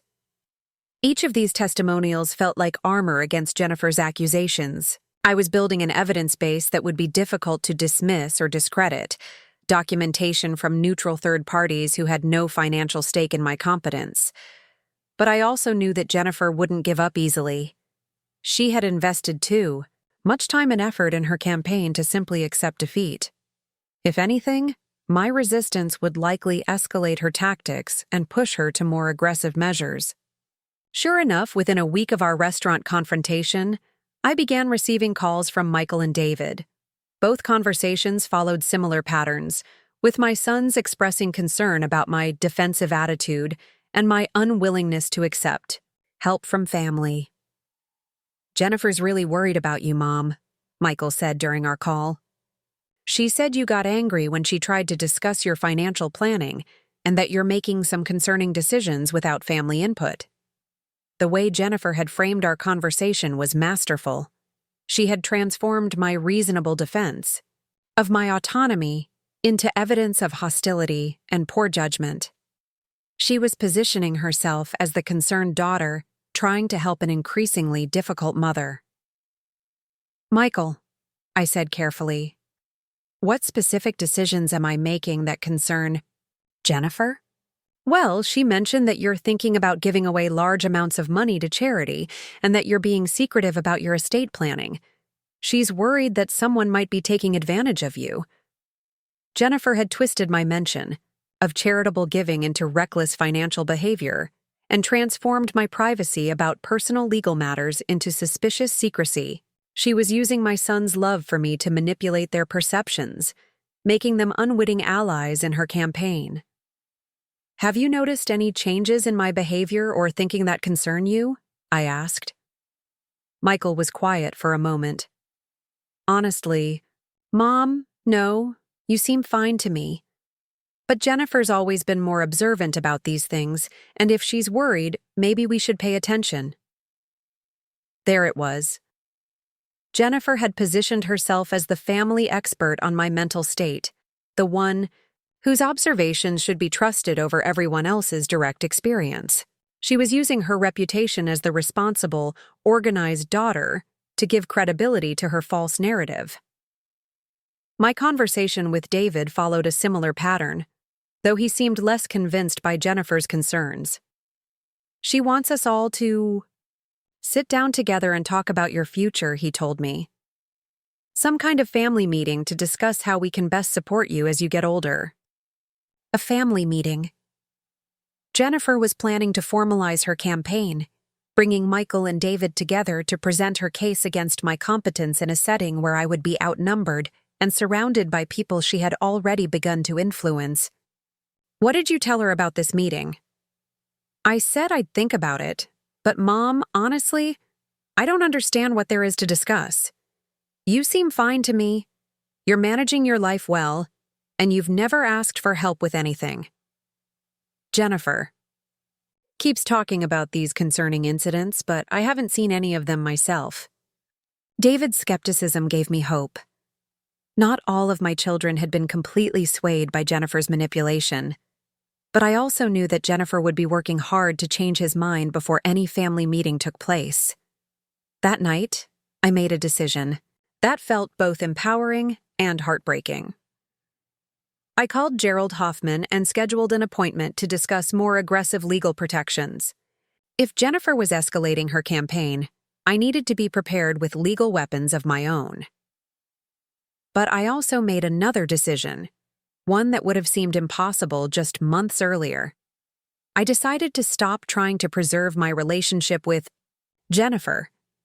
She had chosen to see me as an opponent rather than her mother, and I would respond accordingly. The woman who had spent Thanksgiving systematically undermining my confidence in front of my entire family was not the daughter I had raised. She was someone willing to destroy my dignity and independence for financial gain, someone capable of sustained psychological manipulation and strategic cruelty. I couldn't save that relationship, but I could save myself, and I was finally ready to do whatever that required, even if it meant losing a daughter in order to remain myself. The next phase of this battle would be fought on legal and medical grounds, with documentation and professional testimony rather than family loyalty and emotional appeals. Jennifer had chosen those weapons, and I would use them better than she ever imagined possible. She was about to discover that Kathleen Reed had not survived 73 years by being weak or easily defeated. She was about to learn what happened when you underestimated someone who had nothing left to lose except her dignity and everything to fight for. The family meeting Jennifer had orchestrated was scheduled for a Sunday afternoon in mid-January, nearly 2 months after that devastating Thanksgiving dinner. She had chosen my own living room as the venue, claiming it would be more comfortable for me than meeting somewhere else. But I understood the real reason for the location choice. She wanted me on my own territory when she delivered what she clearly expected to be the final blow to my independence. Michael and David arrived together, both looking uncomfortable and uncertain about what they were about to participate in. I could see the confusion in their faces as they took in the formal way Jennifer had arranged the furniture, with chairs positioned in a semicircle facing the sofa where she had directed me to sit. It looked more like an intervention than a family discussion. Jennifer came prepared with a leather portfolio filled with documents, her phone ready to record, and the confident demeanor of someone who believed she held all the winning cards. She had spent weeks setting the stage for this moment, building her case piece by piece, and she clearly expected today to be her victory. I had prepared differently. Hidden in my bedroom were my own documents, Dr. Walsh's cognitive evaluation, letters from various professionals attesting to my competence, financial records demonstrating my sound decision-making, and legal paperwork that would protect my assets and autonomy. But my most important preparation had been psychological. I had spent weeks accepting the reality of who Jennifer had become and steeling myself for what I would need to do. "Thank you all for coming," Jennifer began, her voice taking on the formal tone she used for business presentations. "I know this is difficult, but we need to have an honest conversation about Mom's situation and her future care needs." Future care needs. She was already assuming the conclusion, treating my need for supervision as established fact rather than the topic. Under discussion. "Before we begin," I said calmly, "I want to make something clear. I'm 73 years old, not 93. I'm in excellent health, both physically and mentally. I live independently, manage my own affairs successfully, and maintain an active social and volunteer life. I'm curious to know exactly what situation you think we need to discuss." Jennifer consulted her notes, clearly prepared for this resistance. "Mom, we're here because we love you, and we're concerned about changes we've observed in your cognitive function and decision-making capabilities. I've been documenting incidents over the past several months that suggest you may be experiencing early-stage dementia or other age-related cognitive decline." She opened her portfolio and began reading from what appeared to be a comprehensive list. The wine incident at Thanksgiving, The repeated question about Emma's dance recital, the car keys in the refrigerator, multiple phone calls about the same plans, confusion about financial discussions, defensive reactions to offers of help. But as she continued reading, I noticed something interesting. The incidents she was describing were increasingly elaborate and detailed, with elements I didn't recognize from my own memory of events. She wasn't just documenting my supposed mistakes anymore. She was embellishing them, adding details that made them sound more serious and concerning. According to Jennifer's account, I had been confused about what day it was during multiple conversations. I had allegedly asked the same questions repeatedly during single phone calls. I had supposedly become lost driving to familiar destinations and had difficulty remembering recent conversations. None of these elaborate incidents had actually occurred, but Jennifer was presenting them with such confidence and detail that even I began to question my own memory for a moment. The gaslighting was masterful, designed to make me doubt my own perceptions while convincing my sons that my denials were evidence of the very confusion she was describing. "Jennifer," I said when she finished reading, "many of the incidents you've just described never happened. You're not documenting my cognitive decline. You're creating fictional evidence to support a false narrative." "Mom, this is exactly what I'm talking about. Your inability to remember these incidents is precisely the problem we're addressing." It was a perfect trap. By denying her false claims, I was proving her point about my memory problems. By insisting that my version of events was accurate, I was demonstrating the defensiveness she claimed was evidence of cognitive decline. But I had learned not to argue with Jennifer's fabrications directly. Instead, I turned to my sons. "Michael, David, have either of you witnessed any of these concerning incidents Jennifer is describing?" Michael looked uncomfortable. "I haven't seen anything myself, Mom, but Jennifer spends more time with you than we do. She's in a better position to notice changes." "David?" My youngest son was clearly struggling with the situation. "I've talked to you dozens of times over the past few months, Mom, and you've always seemed completely normal to me. I haven't seen any confusion or memory problems." Jennifer was ready for this. "That's because Mom puts on a performance when she talks to you. She saves her best behavior for occasional phone calls and short visits. It's when she's tired or stressed or dealing with complex tasks that the problems become apparent." She was positioning my competent interactions with Michael and David as evidence of my deception rather than my capability. According to her logic, my ability to function normally was proof that I was hiding my dysfunction, not evidence that no dysfunction existed. "Jennifer," I said, "I think it's time we discuss the real reason for this meeting. This isn't about my cognitive function or my care needs. This is about your financial situation and your desire to gain control over my assets." The room went dead silent. Michael and David looked shocked, clearly having never considered that Jennifer's motives might be anything other than pure concern for my welfare. Jennifer's face flushed, but she maintained her composure. "Mom, that's a very hurtful accusation. Everything I'm doing is motivated by love and concern for your well-being." "Is it? Then why have you been researching guardianship law with Gerald Hoffman? Why have you been photographing my financial documents without my permission? Why have you been asking detailed questions about my investment portfolio and insurance policies?" Now it was Jennifer's turn to look trapped. She clearly hadn't expected me to know about her consultations with the attorney or her covert examination of my financial records. "I wanted to understand your situation so I could help protect you," she said, but her voice lacked the confidence it had carried moments earlier. "Protect me from what? From making my own decisions about my own money?" Michael found his voice then. "What's this about researching guardianship law? Jennifer, what exactly are you planning?" Jennifer had lost control of the narrative, and I could see her scrambling to regain it. "I've been looking into all the options for supporting Mom as she ages. Guardianship is just one possibility, and only if her condition deteriorates to The point where she can't make safe decisions for herself. But she's not at that point, David said, his voice rising. Mom seems fine to me. More than fine, actually. That's because you don't see her every day.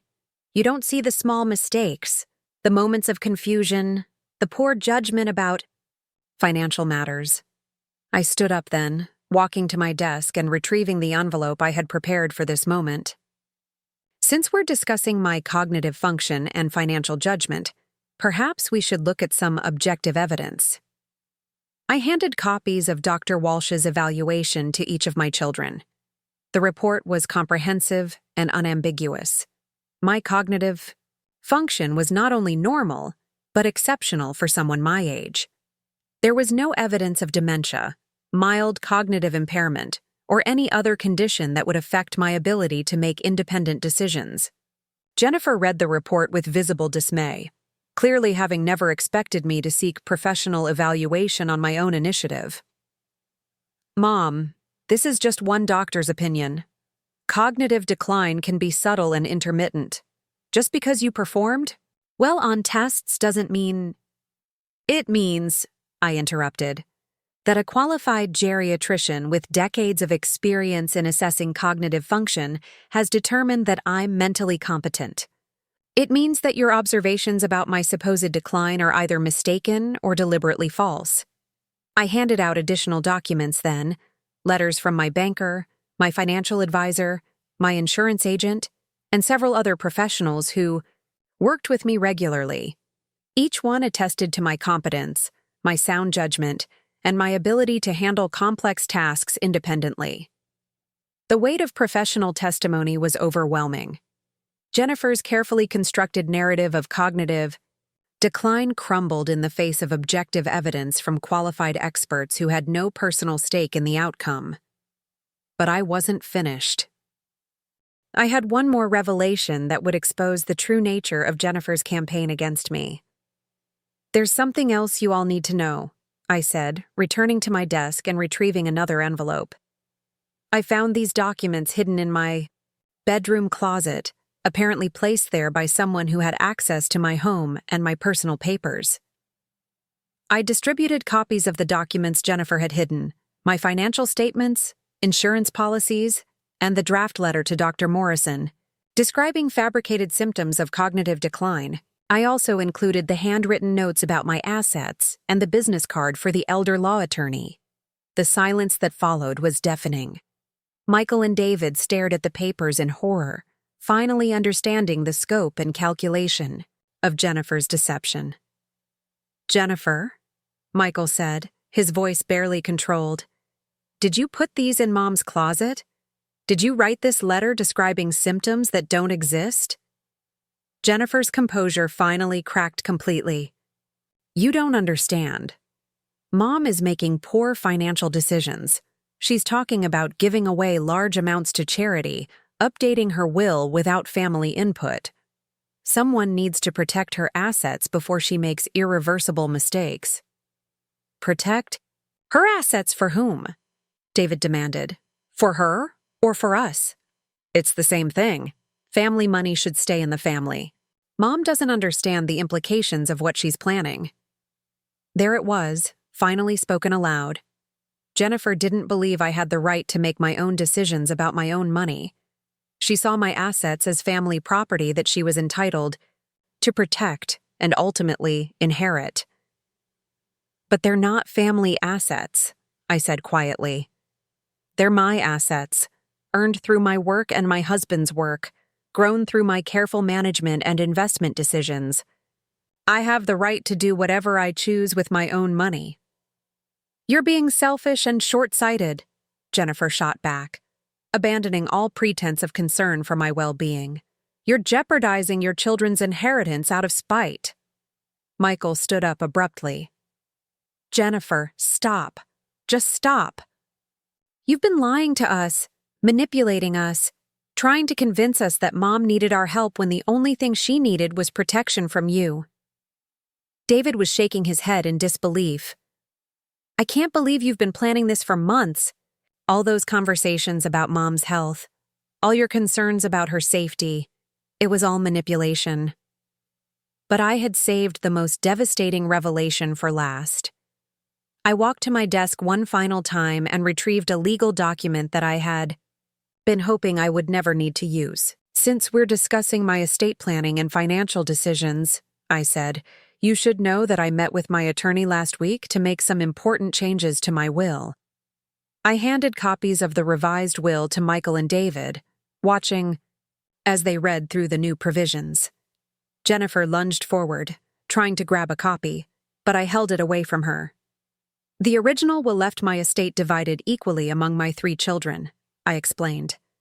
"The new will reflects my understanding of who truly cares about my well-being versus who sees me as a source of financial security."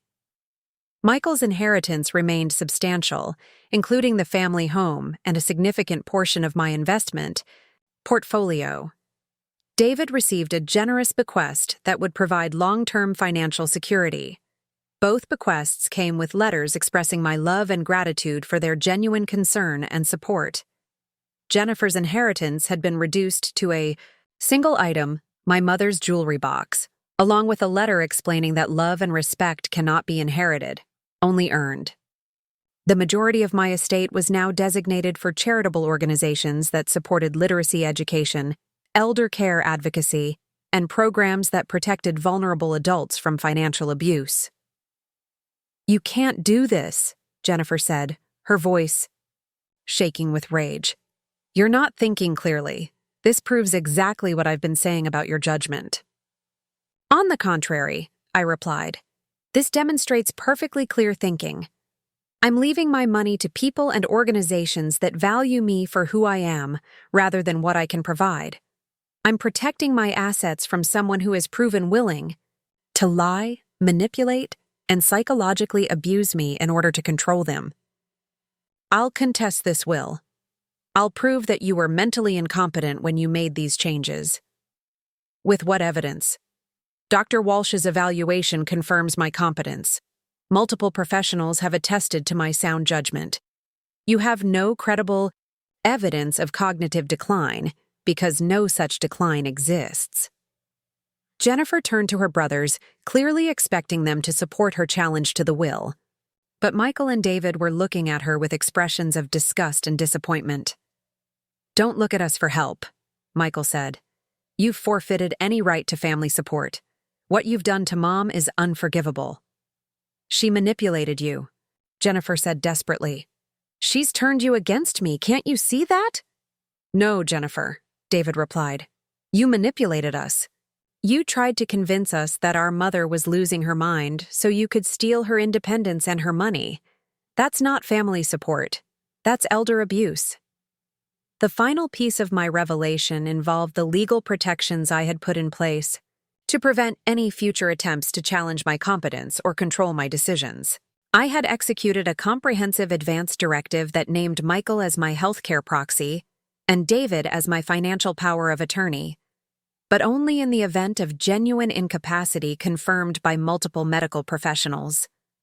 I had also filed a restraining order against Jennifer, prohibiting her from accessing my medical records, contacting my doctors, or interfering with my financial affairs.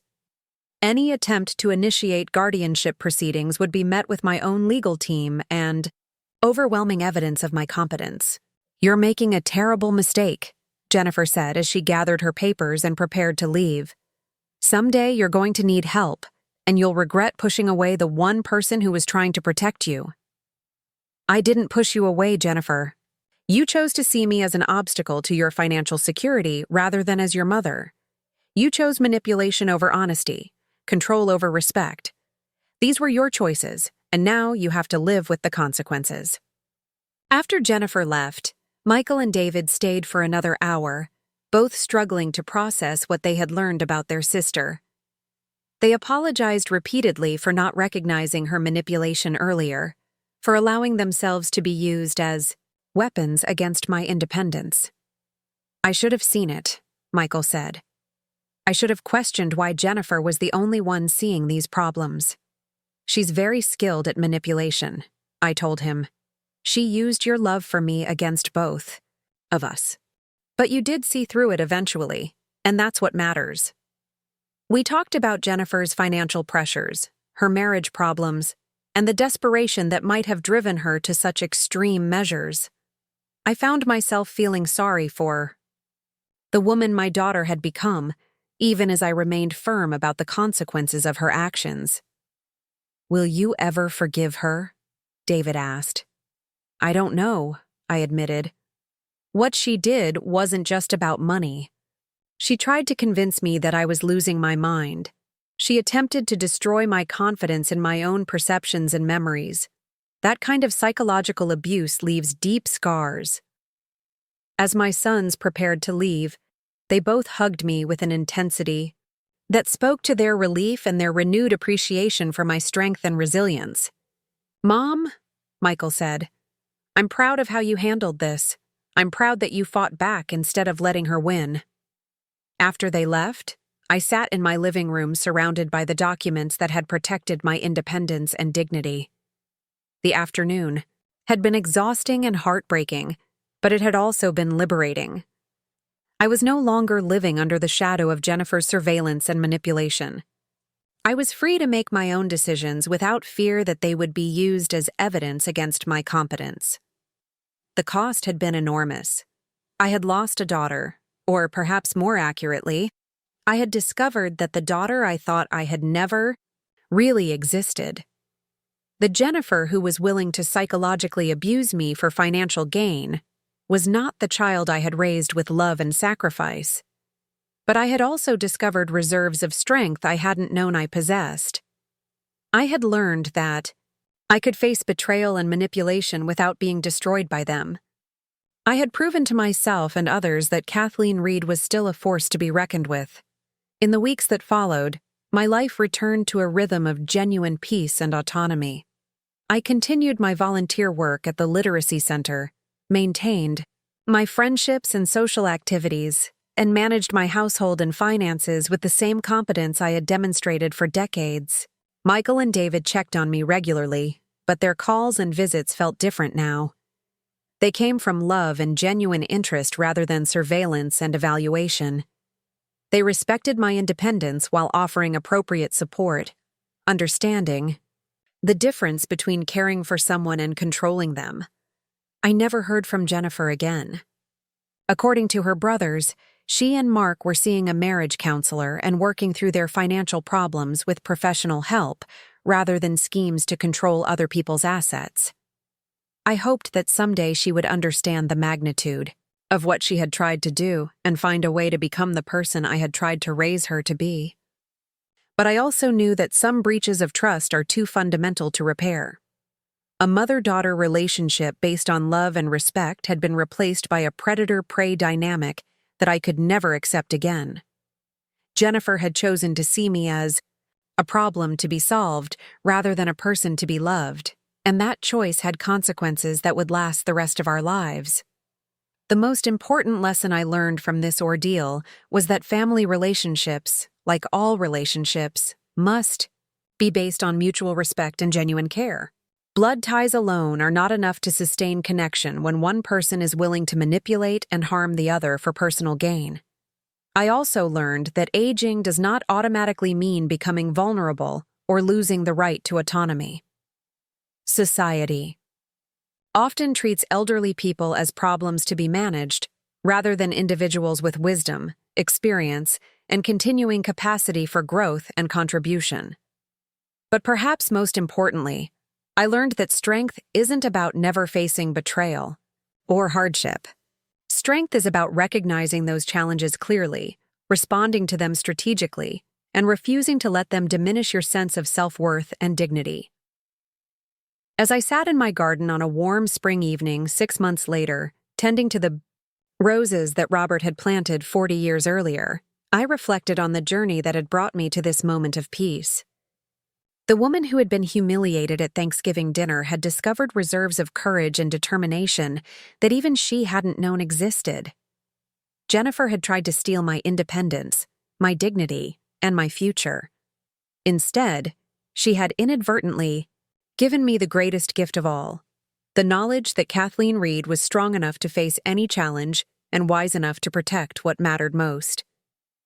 The roses bloomed as beautifully as ever, tended by hands that had proven themselves capable of nurturing life and defending it against those who would destroy it for their own gain.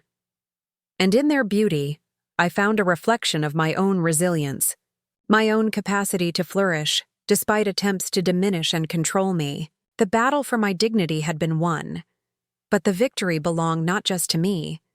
It belonged to every person who refuses to surrender their autonomy, to those who would exploit their vulnerability, every elder who insists on being treated with respect rather than condescension, and every family member who chooses love over control. 1 year later, I stand in my kitchen preparing another Thanksgiving dinner. But everything has changed. The house smells the same. Turkey roasting, sweet potatoes caramelizing, the familiar comfort of holiday spices filling every room. But the woman cooking this meal is fundamentally different from the one who stood in this same kitchen 12 months ago, unknowingly preparing for her own public humiliation. This year, only Michael, Sarah, and Emma will join me, along with David and Lisa, who recently became engaged. 5 people instead of 9, but the love filling this house feels more genuine than anything I experienced during those larger, more complicated gatherings of the past. Sometimes smaller circles hold deeper truths. The empty chairs at my table tell their own story. Jennifer's absence is not just physical but philosophical. She chose to see family as a business arrangement rather than a bond of love. Mark and the boys, Tyler and Brandon, became casualties of her choices, kept away by loyalty to a woman who had prioritized inheritance over integrity. I grieve not just for Jennifer, but for the grandchildren who lost their grandmother because their mother valued money more than relationships. Yet in this grief, I have found unexpected gifts. The crisis that nearly destroyed my independence ultimately strengthened it beyond anything I had previously known. The daughter who tried to convince me I was losing my mind inadvertently proved to me just how sharp, resilient, and capable I remain.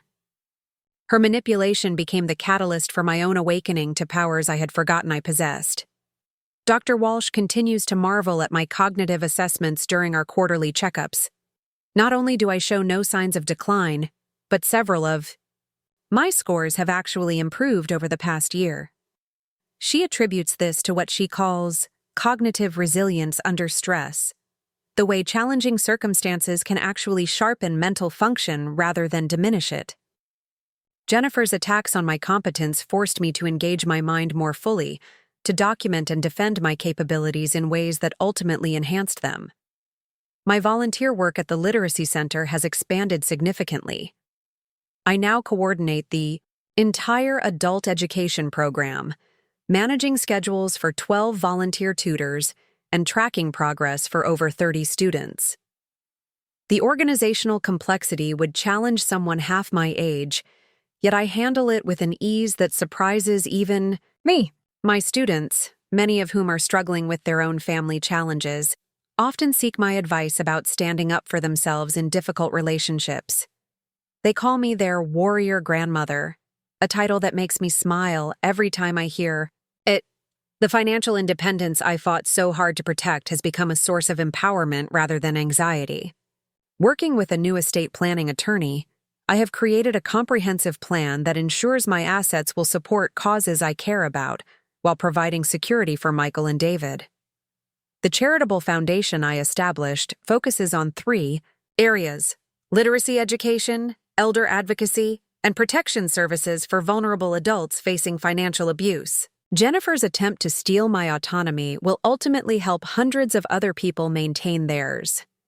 Michael has become my unofficial guardian of family memory, carefully preserving the photo albums and family documents that Jennifer once photographed, for her own purposes. He regularly brings Emma to visit, and we spend hours going through old pictures and telling stories about her grandfather Robert and the early days of our family. These conversations feel sacred, a way of passing down not just history, but values, the importance of integrity, the courage to stand up for yourself, the understanding that love is demonstrated through respect, not control. David's engagement to Lisa has brought new joy into my life. Lisa is a social worker who specializes in elder care, and she has helped me understand that what Jennifer did to me represents a broader pattern of abuse that affects thousands of families. Through Lisa's encouragement, I have begun speaking at community centers and senior organizations about recognizing and preventing elder financial abuse. My story, once a source of private shame, has become a tool for protecting others. These speaking engagements have connected me with other survivors of family manipulation, and we have formed an informal support network. There's Margaret, whose son tried to have her declared incompetent so he could sell her house. There's Robert, whose daughter systematically isolated him from friends while taking control of his bank accounts. There's Patricia, whose entire family conspired to move her into assisted living against her will so they could manage her investments. Our stories are different in detail, but identical in pattern. Adult children who see aging parents as problems to be solved rather than people to be respected. Families who confuse love with control and justify manipulation as protection. The gradual erosion of an elder's autonomy, disguised as care and concern, until suddenly they wake up to find their lives are no longer their own. But we are also stories of resistance and recovery. Each of us found ways to fight back, to reclaim our independence, to establish boundaries that protect our dignity. We represent proof that aging does not automatically mean becoming helpless, that wisdom and experience can be powerful weapons against those who would exploit vulnerability. The most profound change in my life has been the shift in how I understand family itself. For decades, I believed that family bonds were unconditional, that blood relationships carried obligations and loyalties that transcended individual behavior. Jennifer's betrayal shattered that illusion, but in its place, I have discovered a more honest understanding of what family really means. True family is created through consistent acts of love, respect, and mutual support. It can include people who share your DNA, but it can also include friends who prove their loyalty through decades of genuine care.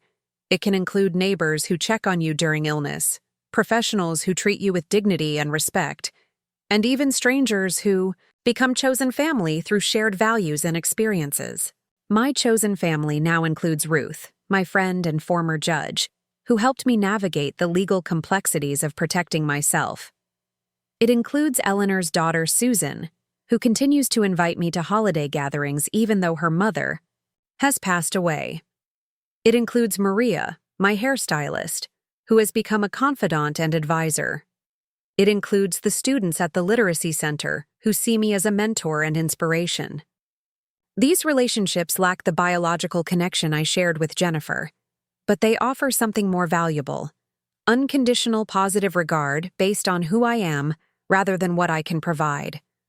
They represent family as it should be: voluntary, bonds of affection and respect that enhance each person's life rather than constraining or exploiting it. The legal protections I put in place have remained untested, but provide enormous peace of mind. The restraining order against Jennifer has never been violated, suggesting that she understood the seriousness of the boundaries I established.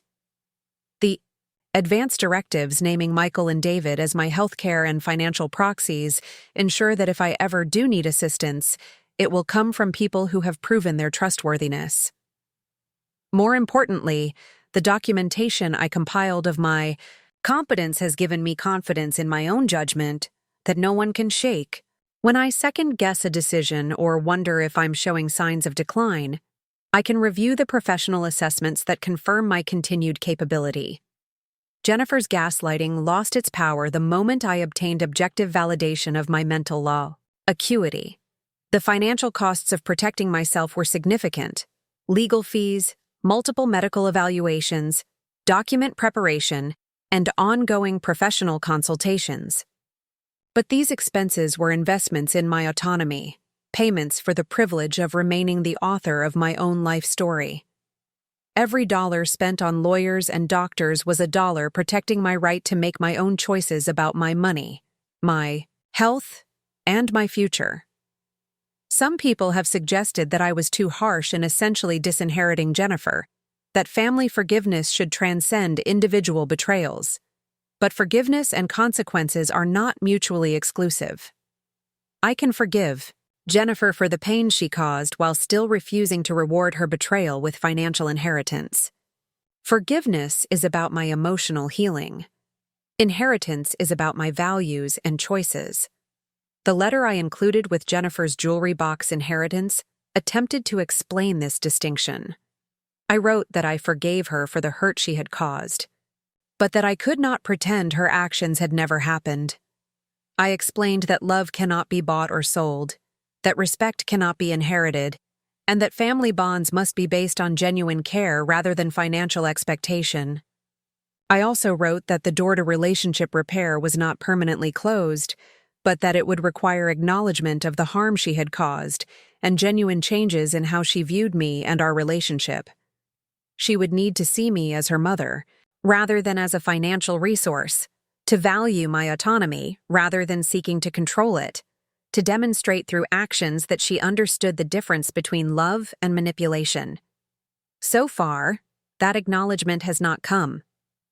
Jennifer and Mark have stabilized their financial situation through credit counseling and lifestyle changes, according to reports from Michael and David. But there has been no communication with me, no attempt to apologize or repair the damage she caused. Perhaps she is too ashamed of her actions, or perhaps she still believes she was justified in trying to control my life. Either way, I have made peace with her absence. The woman who raised 3 children alone, who built financial security from nothing, who survived the loss of her husband and the challenges of aging, did not need to tolerate psychological abuse from anyone, even her own daughter. The strength that carried me through decades of challenges was strong enough to carry me through this final test. The holiday table I set this year reflects my new understanding of what matters most. The good china still comes out, because beauty and tradition have value. The family recipes still anchor the meal, because continuity connects us to those we have loved and lost. But the conversation flows more freely, the laughter feels more genuine, and the gratitude expressed feels deeper and more authentic. Michael brings stories from his job and updates on Emma's activities. David shares plans for his wedding and dreams for his future with Lisa. We talk about books we have read, places we want to travel, projects we are working on. No one questions my memory or comments on my judgment. No one documents our conversation or probes for signs of decline. We simply enjoy each other's company as equals, as family members who choose to be together because we value the connection. When I look around this smaller table, I see reflections of the values I tried to instill in my children: honesty, integrity, respect for others, and the courage to stand up for what is right. Michael and David learned those lessons and lived them daily. Jennifer learned them too, but somewhere along the way, fear and greed overwhelmed the principles I had taught her. The tragedy of Jennifer's choices extends beyond our individual relationship to what she has taught her own children. Tyler and Brandon learned that family relationships are conditional, that love can be withdrawn when financial interests are threatened, that elders are problems to be managed rather than people to be honored. These lessons will shape their own relationships and their own approach to aging parents someday, but perhaps they will also learn from the consequences of their mother's choices. Perhaps they will understand that the grandmother they lost was not confused or incompetent, but rather strong enough to protect herself from those who would exploit her. Perhaps they will choose differently when they face their own family challenges. As I write these final thoughts, winter sunlight streams through my kitchen window, illuminating the same space where this journey began with such pain and humiliation. The room looks identical, but the woman who inhabits it has been transformed by fire into something stronger and clearer than she was before. I am no longer the mother who would sacrifice anything for her children's approval. I am no longer the woman who would accept disrespect disguised as concern. I am no longer the elder who believes that aging requires surrendering autonomy to those who claim to know better. I am Kathleen Reed, 74 years old, sharp as ever, and more confident in my own worth than I have ever been. I am a survivor of elder abuse who chose to fight back rather than submit. I am proof that family love must be mutual to be meaningful, that respect cannot be demanded but must be earned, and that sometimes the strongest thing you can do is walk away from people who refuse to see your value. The roses in my garden bloom again this spring, tended by hands that have learned to protect what they nurture.